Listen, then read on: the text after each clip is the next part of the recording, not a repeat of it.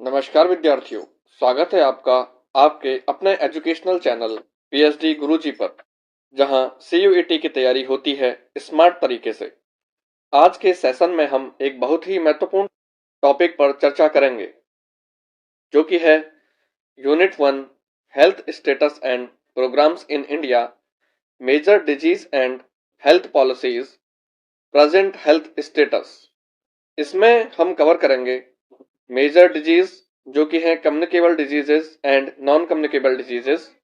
और next topic है nutritional status, hypo and hyper nutrition. तो चलिए बिना किसी देरी के शुरू करते हैं। सबसे पहले देखते हैं कम्युनिकेबल डिजीज क्या होती हैं, जिनको कि हिंदी में संक्रामक रोग कहते हैं। संक्रामक रोग वे रोग होते हैं जो एक व्यक्ति से दूसरे व्यक्ति में आसानी से फैल जाते हैं। साधारणतया ये सामान्य कांटेक्ट से, एयर से और वाटर के द्वारा फैलते हैं।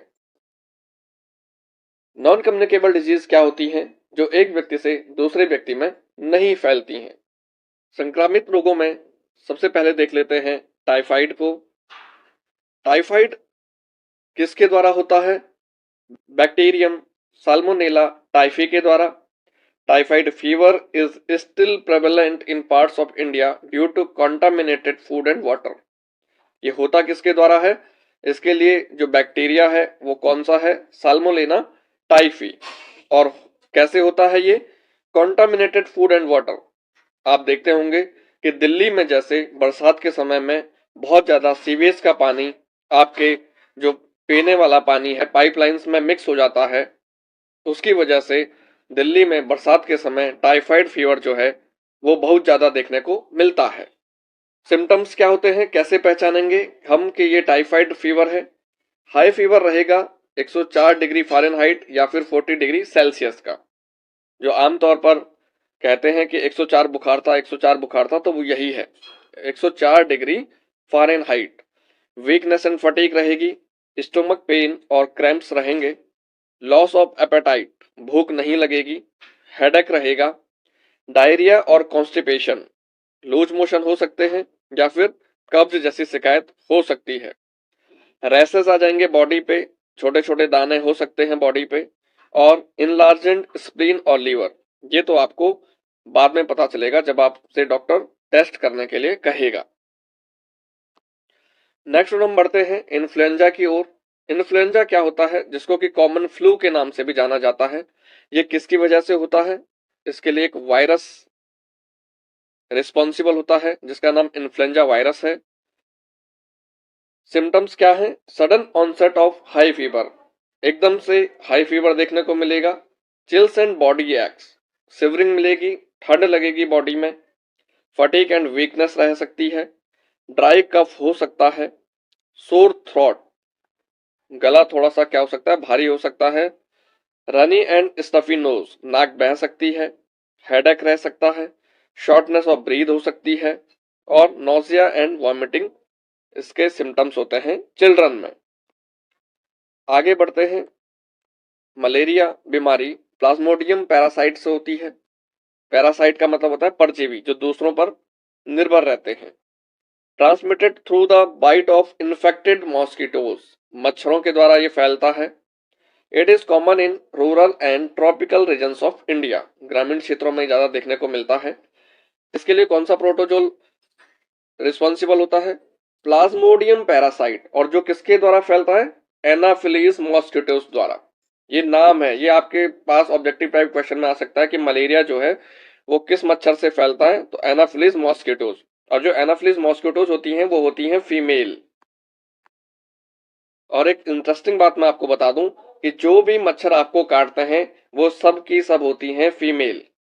मेल आपको नहीं काटते हैं। मेल जो जनरली अपना खाना बनाते हैं या अपना भोजन ग्रहण करते हैं वो सड़े गले पदार्थों से अपना भोजन या अपना जीवन व्यतीत करते हैं। सिम्टम्स क्या हैं, कैसे पता लगेगा कि ये मलेरिया है? फीवर आएगा और ये फीवर रहेगा साइक्लिकल, मतलब एवरी 48 टू 72 आवर्स में, ये हमेशा साइकिल में चलता रहेगा फीवर। चिल्स एंड स्वेटिंग, ठंड लग सकती है, स्वेटिंग हो सकती है, आपको हैवी स्वेटिंग हो सकती है, हेडेक रह सकता है, मसल एक एंड जॉइंट पेन हो सकते हैं, फटीक एंड वीकनेस, नौसिया, मिचली रह सकती है, वॉमिटिंग हो सकती है, एनेमिया, खून की कमी मतलब रेड ब्लड सेल्स की कमी हो सकती है due to destruction of red blood cells. Generally होता क्या है कि जब भी आपको फीवर आता है तो आपके जो WBC हैं या रेड ब्लड सेल्स हैं इसमें चेंजेस देखने को मिलते हैं, या प्लेटलेट्स में भी चेंजेस देखने को मिलते हैं। इन सीवियर केसेस अगर आपने ट्रीट समय से नहीं किया ये तो क्या हो सकता है, कंफ्यूजन हो सकता है, सीजर्स आ सकते हैं एंड ऑर्गन फेलियर हो सकता है। नेक्स्ट वन कम्युनिकेबल डिजीज है डेंगी। इसको डेंगू भी कह सकते हैं लेकिन जनरली इसका जो प्रोनाउंसिएशन है वो डेंगी होता है। डेंगी कैसे फैलता है, एडीज मॉस्किटोज की वजह से फैलता है। ये भी मच्छरों से होता है लेकिन कैसे मच्छरों से, एडीज। और जो मलेरिया था वो किससे फैल रहा था, एनाफ्लीज, ठीक है, फीमेल एनाफ्लीज मॉस्किटोज से। Dengue causes high fever, body aches and sometimes lead to severe complication if not treated. यदि आप इसको ट्रीट नहीं करते हैं समय से तो बहुत ज्यादा सीवियर कॉम्प्लिकेशंस आपको देखने को मिल सकते हैं। डेंगू किससे फैलता है, वायरस से फैलता है। किससे ट्रांसमिट होता है, एडीज मॉस्किटोज से होता है। Sudden high fever often 104 Fahrenheit और 40 डिग्री सेल्सियस। सीवियर हेडेक हो सकता है स्पेशली बिहाइंड द आईज, आंखों के पीछे आपको बहुत ज्यादा तेज सरदर्द हो सकता है। Painful joints and muscles, skin rashes देखने को मिल सकते हैं, nausea, vomiting, fatigue and weakness, bleeding रह सकती है, नोज ब्लीड्स, गम ब्लीड्स और एजी ब्रूसिंग हो सकती है, माइल्ड एब्डोमिनल पेन हो सकता है। अब ये जितने भी फीवर से रिलेटेड आपके पास में कम्युनिकेबल डिजीज हैं, जैसे कि हमने सबसे पहले देखा टाइफाइड, उसके बाद में हमने देखा इन्फ्लुएंजा, उसके बाद हमने देखा मलेरिया और फिर देखा डेंगू। तो इन सब में क्या होता है, आपको हाई फीवर आता है। अब ये पता कैसे लगेगा, ये पता लगेगा आपके ब्लड टेस्ट से। जो भी आपके पास में डिजीज दे रखी है जैसे कि टाइफाइड, इन्फ्लुएंजा, मलेरिया और डेंगू, इनका एग्जैक्टली पता लगाने के लिए डॉक्टर आपको ब्लड टेस्ट लिखेगा। उसके बाद अलग अलग टेस्ट होते हैं पता करने के कि ये टाइफाइड है, ये मलेरिया है, ये डेंगू है या फिर नॉर्मल इन्फ्लुएंजा है। तो टाइफाइड को पता लगाने के लिए टेस्ट होता है Widal test. Widal test doctor लिखेंगे। ब्लड कल्चर टेस्ट की मदद से भी ये पता लगाया जा सकता है कि टाइफाइड फीवर है या कोई अन्य फीवर है। मलेरिया के लिए ब्लड स्मीयर टेस्ट डॉक्टर द्वारा करवाया जाता है या फिर रैपिड डायग्नोस्टिक टेस्ट करवाया जाता है, PCR टेस्ट करवाया जाता है। इन्फ्लुएंजा के लिए RIDT rapid influenza diagnostic test होता है या फिर RT-PCR टेस्ट करवाया जाता है। वायरल कल्चर टेस्ट करवाया जाता है। डेंगू के लिए NS1 एंटीजन टेस्ट करवाया जाता है। डेंगू IgM और IgG एंटीबॉडी टेस्ट करवाकर ये पता लगाया जा सकता है कि एग्जैक्टली जो ये फीवर है ये किस बीमारी के कारण हुआ है।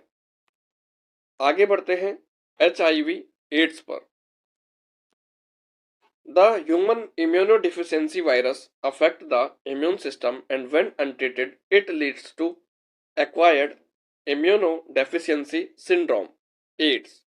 HIV क्या है, ये वायरस का नाम है और जब इस वायरस को समय से ट्रीट नहीं किया जाता है तो ये किसमें परिवर्तित हो जाता है, ये परिवर्तित हो जाता है एड्स में। और ये भी एक कम्युनिकेबल डिजीज है। फिर से बता दूं कि कम्युनिकेबल डिजीज वे डिजीज होती हैं, वे बीमारियां होती हैं जो एक व्यक्ति से दूसरे व्यक्ति में आसानी से फैल जाती है। छूने से, एक दूसरे का जूठा खाने से, एक दूसरे के साथ रहने से, एक दूसरे का इन्फेक्टेड ब्लड चढ़ाने से या फिर अनप्रोटेक्टेड सेक्स से ये फैल सकती हैं। सिम्टम्स क्या हैं HIV एड्स के। अर्ली HIV क्या होता है, फीवर आएगा, फटीक रहेगा, लिम्फ नोड जो होती हैं वो सूजी भी हो जाती हैं, सोर थ्रोट रहेगा, मसल एक रहेंगे, जॉइंट एक हो सकते हैं, हेड एक, रैसेस, डायरिया, नाइट स्वेटिंग हो सकती है। ये सभी अर्ली HIV के सिम्टम्स हैं। उसके बाद एड्स के क्या सिम्टम्स हैं? यदि HIV को ट्रीट नहीं किया जाता है तो वो किस में बदल जाता है? एड्स में बदल जाता है, और इसका फुल फॉर्म है एक्वायर्ड इम्यूनोडेफिशिएंसी सिंड्रोम।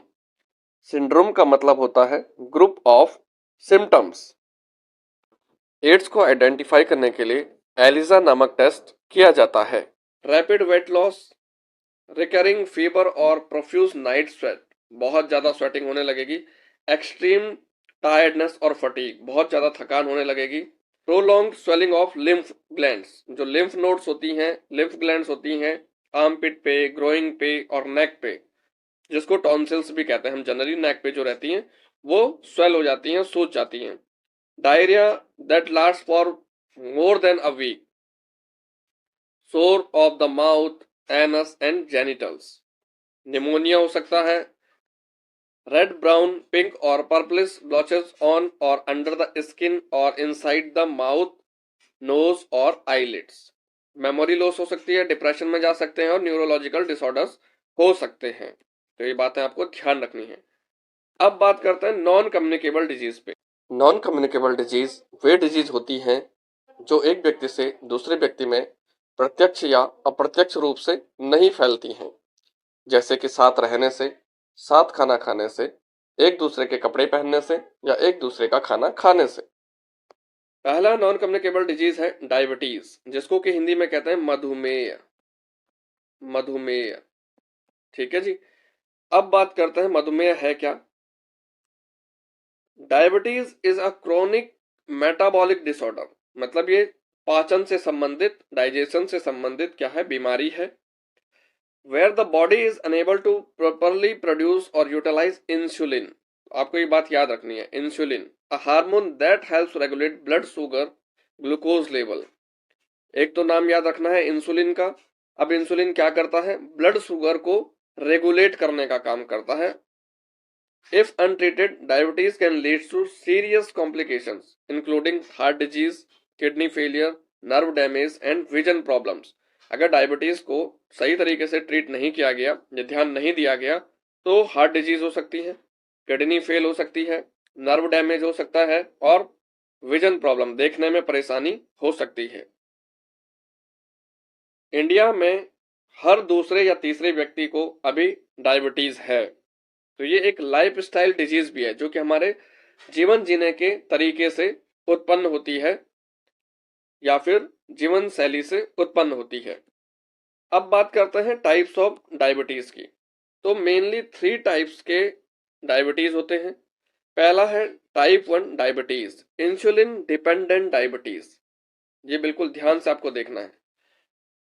कारण क्या है इसका? Type 1 diabetes is an auto immune disease. अब ऑटो इम्यून डिजीज होती क्या है? ऑटो इम्यून डिजीज वो डिजीज होती है जिसमें हमारा इम्यून सिस्टम ही हमारी बॉडी के कुछ सेल्स को या कुछ हार्मोन सिक्रेशन की ग्लैंड्स को डिस्ट्रॉय कर देता है। टाइप 1 डायबिटीज में होता क्या है?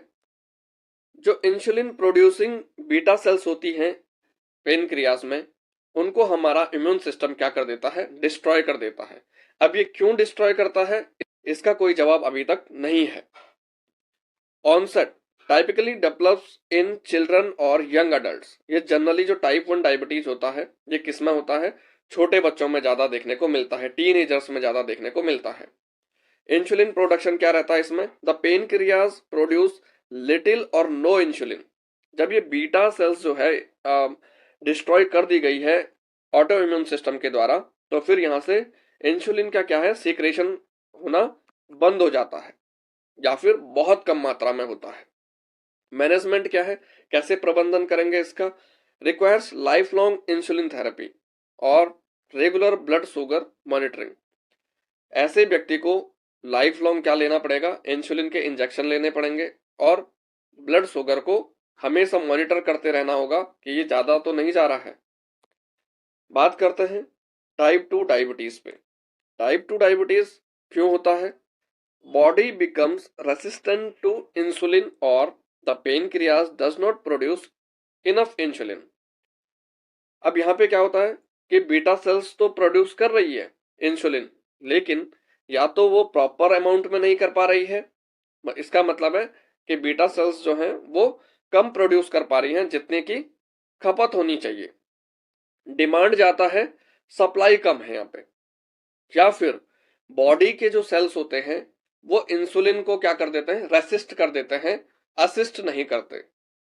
तो इसकी वजह से टाइप 2 डायबिटीज देखने को मिलता है, नॉन इंसुलिन डिपेंडेंट डायबिटीज इसका दूसरा नाम है। अब ये क्यों होता है? जनरली ओबेसिटी के कारण हो सकता है, मोटापे के कारण हो सकता है। जो व्यक्ति फिजिकल इनएक्टिव है, शारीरिक गतिविधियां नहीं करते हैं, उनको डायबिटीज होता है। या फिर पुअर डाइट, बहुत ही खराब डाइट है, खान पान जो है वो बहुत ही बुरा है, उसकी वजह से डायबिटीज देखने को मिलता है। ऑनसेट क्या है? Usually develops in adults, it is increasingly being seen in children and adolescents due to rising obesity rate। या फिर ये उन व्यक्तियों में पाया जाता है जो 40 से ऊपर की उम्र के हैं। Insulin production, insulin is produced but is ineffective और not produced in sufficient quantities. जैसे कि पहले भी बताया कि ऐसे समझ लेते हैं इसको कि हमारी बॉडी को 1 लीटर इंसुलिन की आवश्यकता है, लेकिन हमारे जो पेनक्रियाज के बीटा सेल्स हैं वो आधा लीटर ही बना रही हैं। क्या कर रही हैं जी? आधा लीटर ही सप्लाई कर पा रही हैं। डिमांड कितनी हमारी बॉडी को? 1 लीटर की। तो क्या हो गया? सफिशिएंट क्वांटिटी में इंसुलिन नहीं मिला बॉडी को, या फिर इंसुलिन के लिए हमारी सेल्स क्या हो जाती हैं? इनइफेक्टिव हो जाती है, मतलब वो रिस्पॉन्स नहीं करती हैं। आगे बढ़ते हैं। इसमें मैनेजमेंट क्या है? इसका मैनेजमेंट है विद लाइफस्टाइल चेंजेस, लाइफस्टाइल को चेंज करना पड़ेगा, डाइट को चेंज करना पड़ेगा, एक्सरसाइज करनी पड़ेगी, ओरल मेडिकेशंस चलानी पड़ेंगी, या फिर समटाइम्स इंसुलिन की थेरेपी भी चलानी पड़ सकती है। अब बात करते हैं नंबर 3 की, जो कि है जेस्टेशनल डायबिटीज। प्रेगनेंसी के दौरान जब शरीर पर्याप्त इंसुलिन नहीं बना पाता तो जेस्टेशनल डायबिटीज हो जाता है। इसकी शुरुआत कब होती है? इसकी शुरुआत होती है 2nd और 3rd ट्राइमेस्टर में। ट्राइमेस्टर का मतलब होता है कि 9 महीने की प्रेगनेंसी होती है, तो इसको 3 तिमाही में बांट दिया जाता है। तो पहले मंथ से लेके तीसरे मंथ तक पहली तिमाही, फर्स्ट ट्राइमेस्टर, चौथी से लेके 6वें मंथ तक सेकेंड ट्राइमेस्टर, और 7वें से लेके 9वें मंथ तक 3rd ट्राइमेस्टर कहलाता है। इंसुलिन प्रोडक्शन, पेनक्रियास पर्याप्त इंसुलिन नहीं बना पाता, जिससे रक्त में शुगर का स्तर बढ़ जाता है। मैनेजमेंट प्रबंधन देख लेते हैं। Manage through diet, exercise and sometimes insulin और मेडिकेशन। हम इसको डाइट की मदद से, एक्सरसाइज की मदद से और इंसुलिन दवाइयों की मदद से इसको सही कर सकते हैं। जिन महिलाओं को जेस्टेशनल डायबिटीज होता है, बाद में उनको टाइप 2 डायबिटीज होने के चांसेस बढ़ जाते हैं। सिम्टम्स ऑफ डायबिटीज, डायबिटीज के सिम्टम्स देख लेते हैं। फ्रीक्वेंट यूरिनेशन, इसको पॉलीयूरिया भी कहते हैं। Excessive thrust and dehydration, excessive thrust, बहुत ज्यादा प्यास लगेगी। एक्सट्रीम हंगर, बहुत ज्यादा भूख लगेगी। फटीग और टायर्डनेस, थकान रहेगी। ब्लड विजन, थोड़ा सा धुंधलापन आ जाएगा देखने में। स्लो हीलिंग ऑफ वुंड्स और कट, जो घाव होते हैं वो देरी से भरते हैं। Unexplained weight loss in type 1 diabetes, बहुत ज्यादा सडनली क्या होगा? वेट लॉस होगा। नमनेस और टिंगलिंग इन हैंड्स और फीट, झंझनाहट रहेगी और सुन्नपन रहेगा हाथों में और पैरों में। ड्राई माउथ एंड स्किन, मुंह सूखा हो जाएगा, स्किन भी ड्राइनेस हो जाएगी। इंक्रीज्ड इन्फेक्शन, इन्फेक्शन क्या हो सकता है? इंक्रीज हो सकता है, जैसे यूरिनरी ट्रैक के एंड स्किन, गम्स, ये सब क्या हो जाएंगे? थोड़ा सा बढ़ सकता है इनकी इन्फेक्शंस। रिस्क फैक्टर क्या है जी? रिस्क फैक्टर्स फॉर डायबिटीज, कैसे ये डेवलप हो जाता है? जेनेटिक्स हो सकते हैं, फैमिली हिस्ट्री हो सकती है, ओबेसिटी के कारण हो सकता है। एज, आजकल बताया 40 से 45 साल के बाद जनरली क्या हो जाता है? टाइप 2 डायबिटीज डेवलप हो जाता है। फिजिकल इनएक्टिविटी रहेगी, उसके कारण हो सकता है। पुअर डाइट, बहुत ज्यादा सुगरी फूड या ड्रिंक्स आप इंटेक कर रहे हैं, उनकी वजह से हो सकता है। Ethnicity, certain ethnic group such as South Asian, African American and Hispanic are at higher risk, high blood pressure, hypertension increase likelihood of developing diabetes और जेस्टेशनल डायबिटीज, ये महिलाओं को प्रेगनेंसी के दौरान होता है। हाइपरटेंशन, जिसको कि हाई ब्लड प्रेशर भी कहते हैं, is a chronic medical condition. Chronic का मतलब होता है जो लंबे समय से चलती आ रही है, ठीक है जी। In which the blood pressure in the arteries is persistently elevated।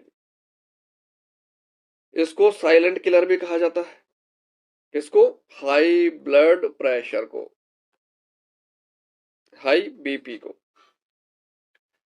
अब पहले ये जान लेते हैं ब्लड प्रेशर होता क्या है। लेफ्ट वेंट्रिकल से जब हमारा ब्लड निकलता है तो आर्टरीज की वॉल पे जो वो फोर्स एक्सर्ट करता है उसको ब्लड प्रेशर कहते हैं। अब ये वॉल पे यदि ब्लड का प्रेशर एक सर्टेन लेवल से ज्यादा है तो वो हाई ब्लड प्रेशर कहलाता है, और वो सर्टेन लेवल से कम है तो वो लो ब्लड प्रेशर कहलाता है।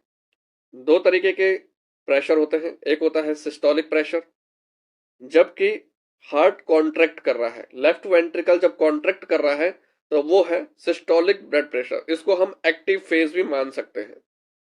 और दूसरा होता है डायस्टोलिक ब्लड प्रेशर, जो कि रेस्टिंग फेज है हार्ट का, तो इसको हम पैसिव फेज भी मान सकते हैं या कह सकते हैं। जनरली जो नॉर्मल रेंज है ब्लड प्रेशर की वो 120/80 mmHg मानी गई है।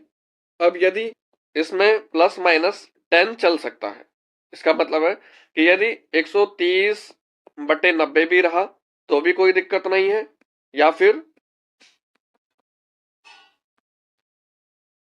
110/70 भी है तो भी कोई दिक्कत नहीं है।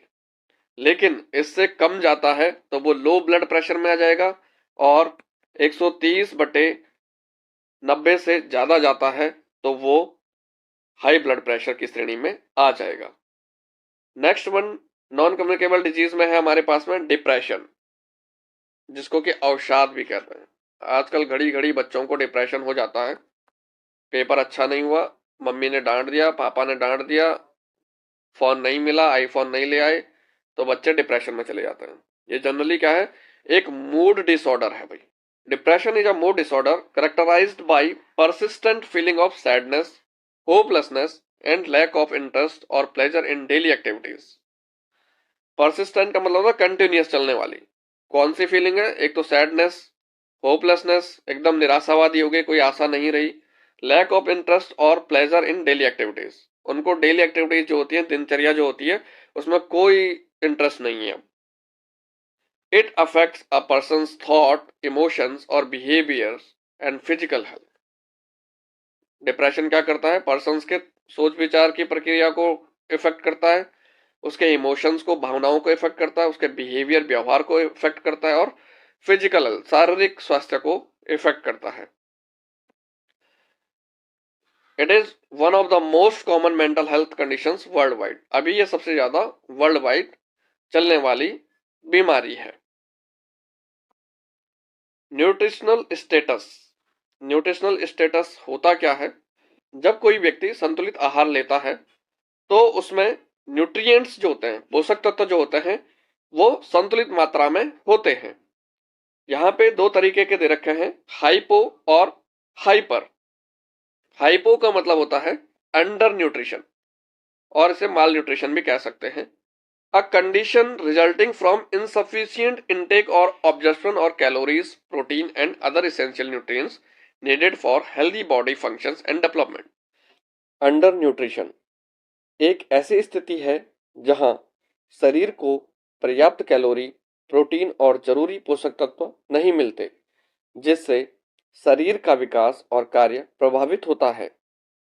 कुपोषण के भी कई प्रकार होते हैं।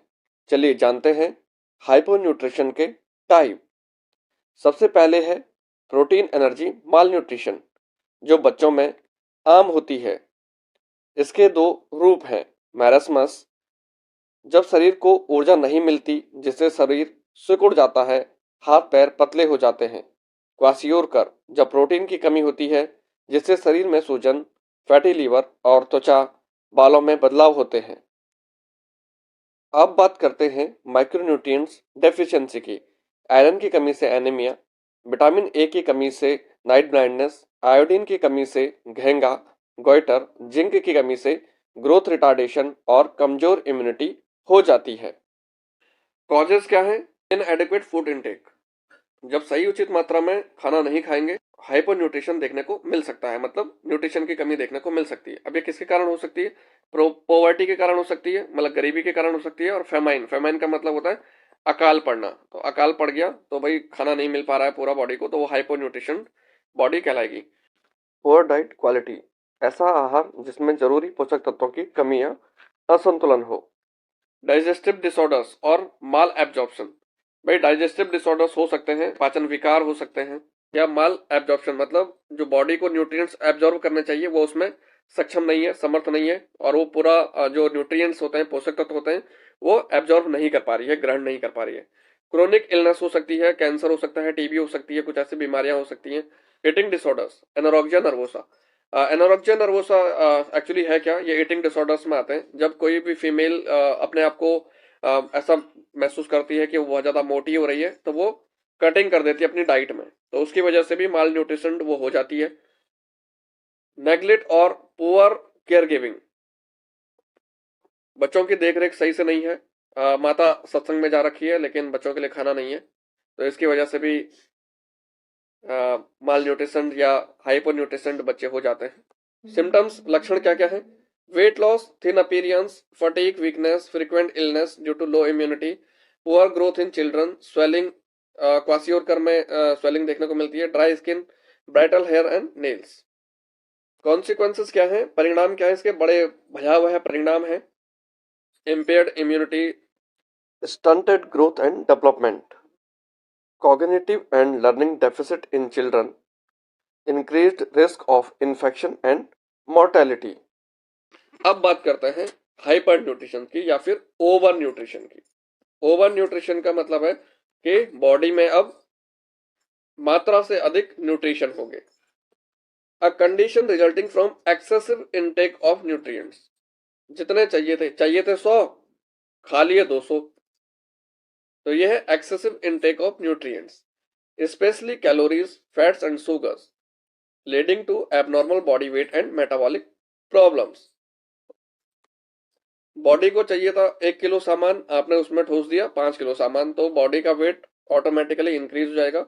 और जो मेटाबॉलिक प्रॉब्लम्स है, जो डाइजेशन से संबंधित प्रॉब्लम्स है, वो होनी जरूरी है, क्योंकि डाइजेस्टिव जो मशीन है हमारी, डाइजेशन सिस्टम जो है, उसमें लोड पड़ गया ज्यादा, तो प्रॉब्लम्स आनी स्वाभाविक है। Types of hyper nutrition, overweight and obesity.